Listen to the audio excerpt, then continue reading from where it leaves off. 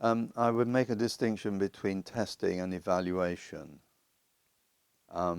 Testing, particularly discrete point, large scale testing, I think is a very negative thing, frankly. We're all colored by our experiences, and my earliest experience of testing was aged 11, and we had what we called the 11 plus. The 11 plus was one of these standardized tests which determined whether you would go to a grammar school or to another kind of school. And on that choice depended whether you would then go on maybe to university or into a profession if you passed and went to the grammar school, or it would mean that you ended up in the rubbish bin of society, basically, if you went to the other one. And I failed the test at age 11. I didn't even understand what the test was about. I certainly hadn't trained for it, but that would have defeated the purpose of the test. Now, this test would have excluded me from further education. I was very fortunate that my teachers saved me because I was put into an experimental class in one of the secondary modern school, not a good school. And I was able to pass my GCEs, as they then were called, the General Certificate of Education, in 7 subjects, so I was okay.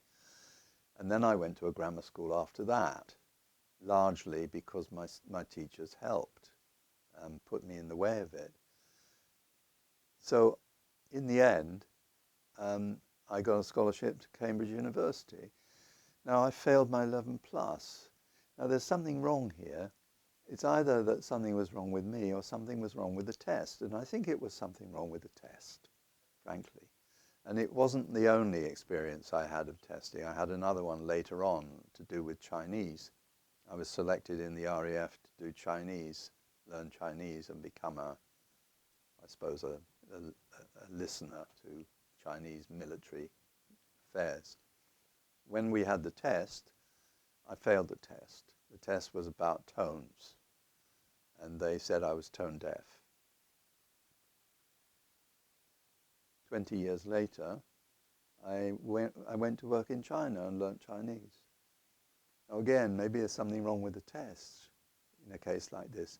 Now, of course, these are individual instances, and you can't base a generalization on that necessarily. But I don't think I'm alone in this. There are a lot of people who have been excluded from a decent life by failing an exam, and to base everything on a single moment in your life when you maybe are not performing well, or maybe they're asking the wrong questions or whatever, it seems to me that's grossly unjust. Apart from anything else, it's educationally not a good thing anyway. Of course there has to be evaluation. You have to, formative testing as you go along is okay, fine, you do a class test or something like that, why not? But to these high, these kind of tests that have such a high, well, they cost a lot for one thing, but they have such a high influence on your future, seem to me that there's something wrong here. And of course, the organizations which lay on these tests make enormous sums of money at it. And I suppose, you can't blame them if people are stupid enough to take them. But generally speaking, I'm against tests. I'd just like to say something about an educational pioneer in India. He was an Englishman who stayed on after the Second World War in India, and he opened his own school in a remote rural area of Andhra Pradesh, which is in the kind of middle of India, middle of southern India. It was called Neil Bagh. He did something quite revolutionary. He opened the school to anybody who wanted to come, from children to grandparents. So their classes were mixed. age, mixed ability, mixed everything.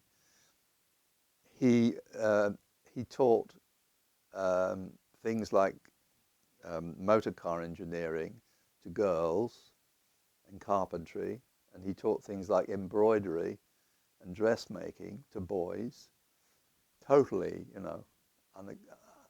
unknown. And everything was very practically based. And he refused tests absolutely. There were no tests in his school, none.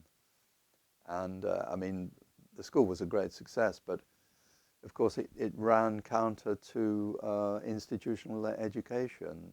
And unfortunately, when he died, the school died with him. But there we are.